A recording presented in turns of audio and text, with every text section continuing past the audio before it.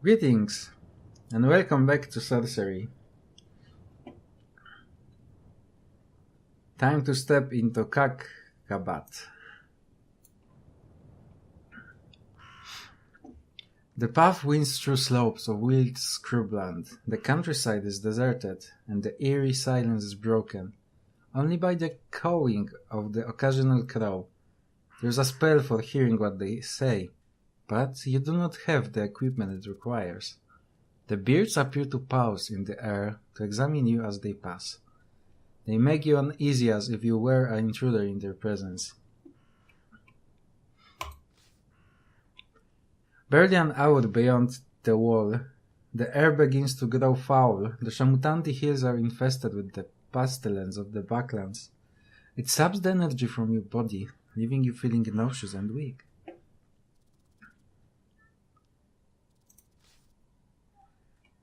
You cover your mouth with your neck scarf, but it does not good.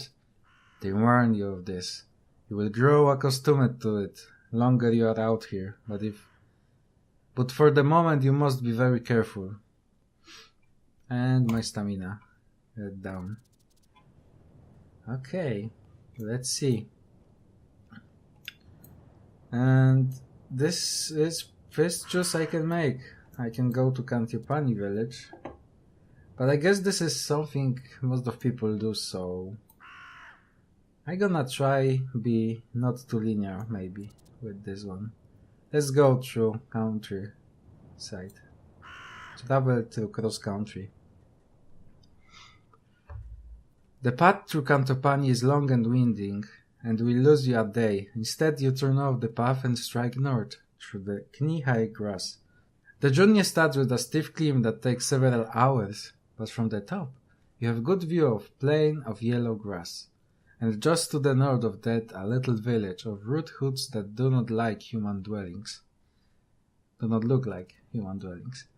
your left, the gigantic wall looms throwing shadows that leap at your feet. Casting a glance up at its height, you see a familiar figure with his arm raised. He can see you, of course, and he is standing on the battlement so he can watch your progress. Time to strike on then. The wind whispers through the long grass, beckoning you onward. But there might be rats and worse in those fields, so you might be safer cutting across the river and follow the bank.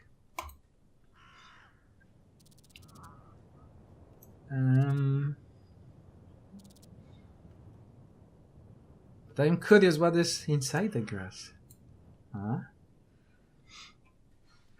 You wade forward through the shimmering grass, which gets longer and longer until it fits your boots, and then your scabbard are lost from your view. Still, with Kantyopani disappearing over the brow of the hill, you are making excellent time. Suddenly, you freeze. Up ahead, the grass is parting in coils and bends. The parting is moving. There is something there, and it's coming towards you. Whatever it is, it will find you ready. You wait as the switch-blading furrow moves closer. Oh, we could cast a spell of some sort. Maybe... What? Create a fireball. Oh yeah, sure, let's do this. You raise a fireball in your palm and fling it forward into the grass, where you see the moving shape. It clearly hits whatever is there, as a terrible, violent scream rises from the ground, and there is a smell of cracking dry flesh. You breathe, a sign of relief, and dust yourself down. That wasn't so hard. Only then do you notice the side effect of your spell. The long, parched grass where your fireball landed has caught alight. The fire is spreading quickly. Oops. Run for it! You have no choice but to beat a hasty retreat. The fire at your back doubles and trebles in size, becoming a sweeping wave of flame. spreading down the hillside towards the river, in one direction, and the wall in the other. Looking up at the battlements, you see the sidemaster has gone. No doubt they rustle the guards and buckles. It will be a stroke of luck if this fire doesn't destroy Cantopani as well. Oops.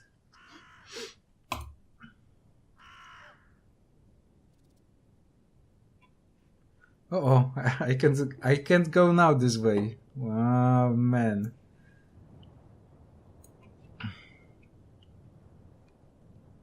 You run until your lungs are fit to burst, up the rise and back down to the path. Luckily the side closest to the village is a scree and loose gravel, and the fire cannot follow. You breathe, and great sight of relief, and collapse onto the track. Soak in the sweat and with the smell of burnt hair in your nostrils. You have barely started your quest and you have wasted at least an hour. You must keep moving. Well, seems like that wasn't the best idea. I still don't really want to go through the village since it gives me this option. It would be better to avoid the town completely. You don't need any trouble so soon into your journey. But the path passes straight through the village, so to avoid it would mean a very tricky cross-country wasting valuable time.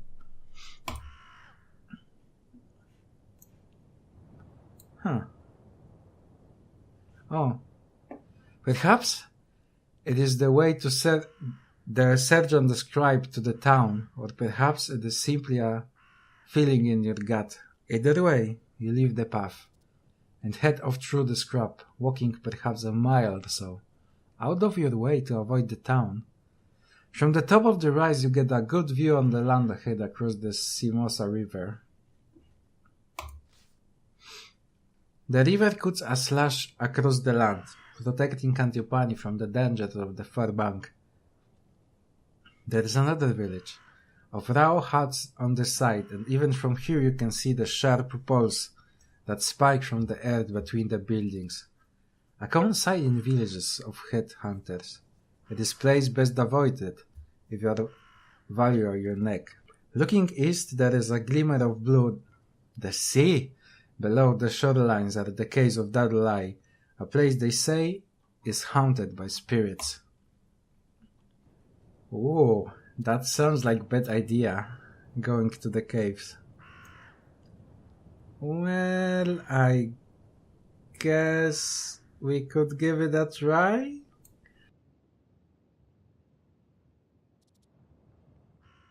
The cliffs of the Kakabat Sea are too intriguing. You have never before left Analand, and now the wrath of this legendary spot is too strong.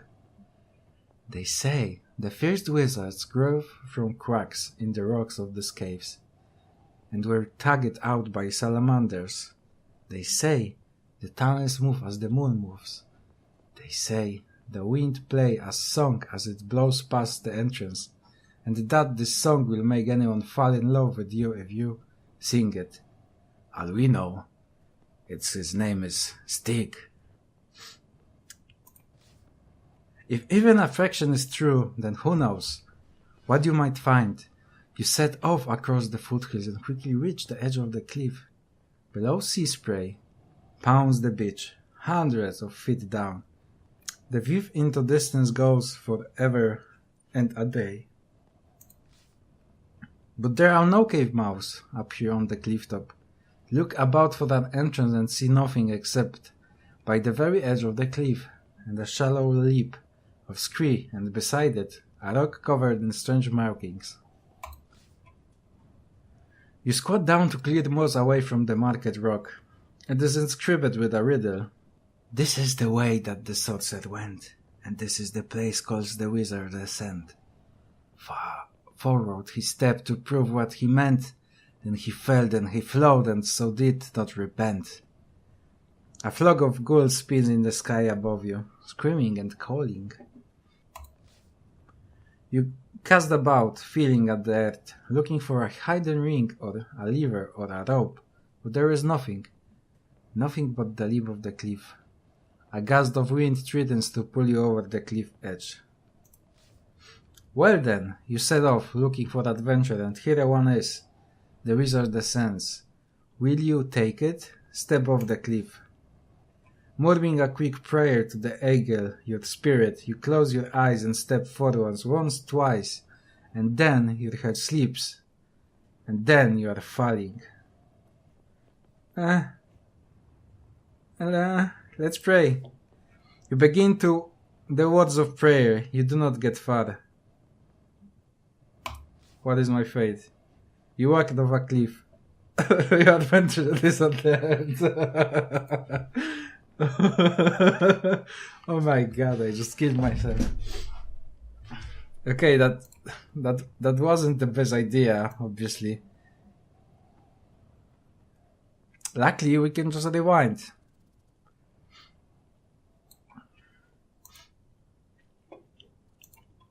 So, let's just keep walking. Coming down a low rise, you hear voices ahead and the crackle of a fire. Wait and listen. You crouch down into the low grass and listen. There are two voices, gruff and crud. I hear it today, or the next day, says one. They've given him 50 gold pieces, I hear. Easy pickings. The other replies, 2 of us and only 1 of him, enough to buy a boat. Keep listening. But you listen a moment longer. And we'll have plenty to eat, the other says, and both men laugh. There's a rustling. The men are getting to their feet. They are coming this way. Stay hidden.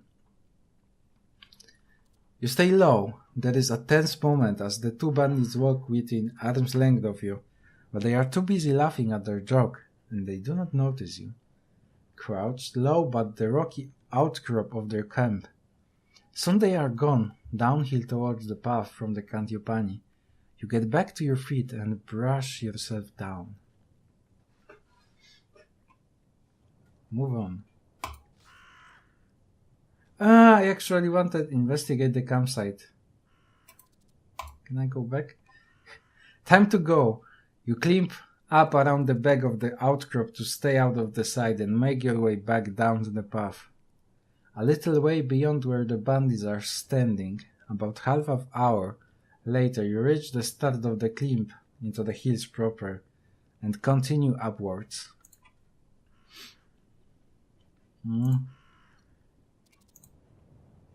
Let's try investigate the camp first, shall we? Investigate their campsite. Taking the opportunity, you go around the dock to their campsite. The fire has been kicked out, but they have left a billy can behind, containing a few warm beans. I got just 4 stamina. I just noticed because of this fire. Damn it. Eat them. Wolfishly, you bolt the beans. They are thick and foul tasting, but the meal feels good in your belly. Then you hurry on and make your way back down to the path, a little way beyond where the bandits are standing. About half an hour later, you reach the start of the cliff into the hills proper and continue upwards. Yeah, that was worth it, I believe.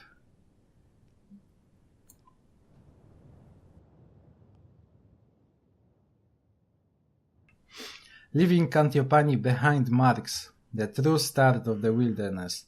Beyond that tiny outpost there are scattered homesteads and Kara. A thriving city port, but all are touched by cruelty, isolation and fear. The backlands and the long shadow cast by Maipang fortress by the Mampang fortress darken everything. And with the crown stolen, things can only grow worse. In the long years since Chalana, the reformer founded the Alliance, the crown has been passed from the kingdom to kingdom every 4 years, ensuring Each kingdom has its own turn to lead, but no more. Rattlestone, Ladenland, Galentria, and Bryce have all enjoyed its power. But when the crown came to Analand, it was stolen by beardmen from Xamen and carried off to the Mampang with the crown. The Archmage will be unstoppably powerful. There is no chance of sending an army against him. A military force would not survive the journey. So here you are, a lone hero walking the long path to Maplank alone. 5 minutes later, you reach a fork in the road. The sergeant, for all his eyesight, hadn't mentioned this.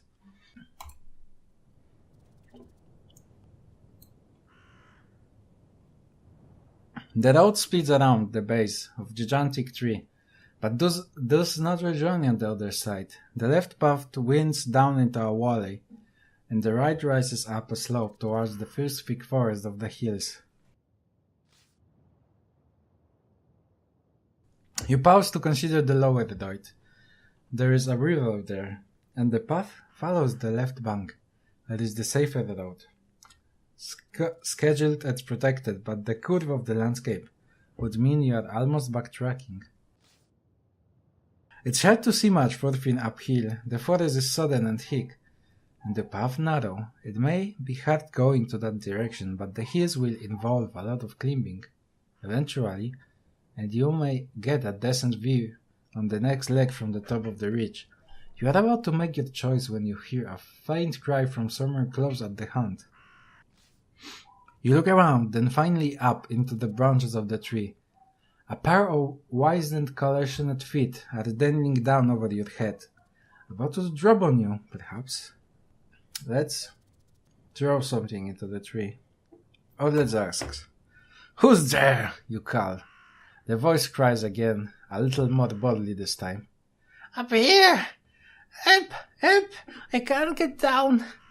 That's the voice of a feeble, wiry old man.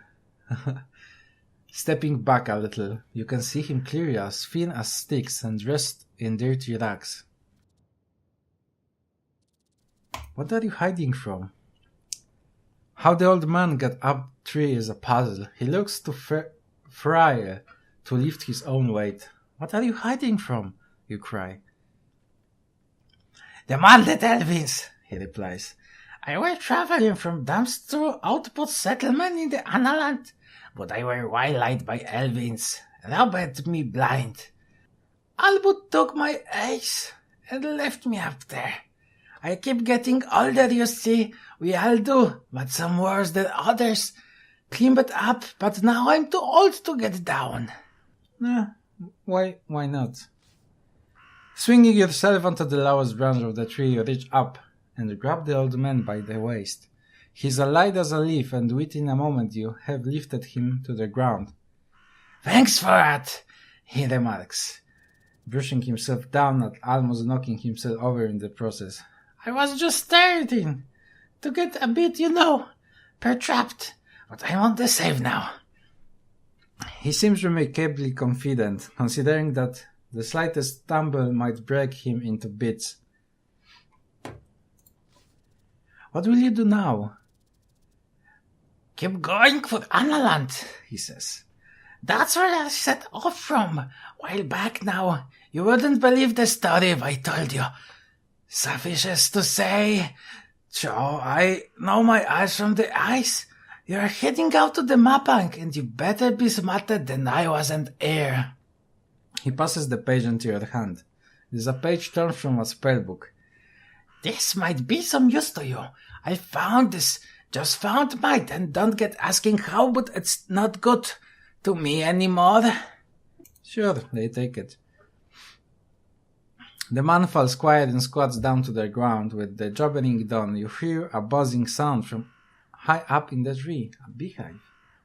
I kind of want to try, but I feel this will hurt. Leaving the old man sighing with gratitude on the ground, you climb up through the branches of the tall tree. But I'm gonna left it for the next episode because I really wanted to try keep this series shorter, and I am like almost over 20 minutes, so Thanks for watching. Hope you enjoyed. I really enjoying this series. I hope it's maybe my reading is a bit better than in the last one. And yeah, whatever happens, I gonna see you in the next episode. Thanks for watching. See ya.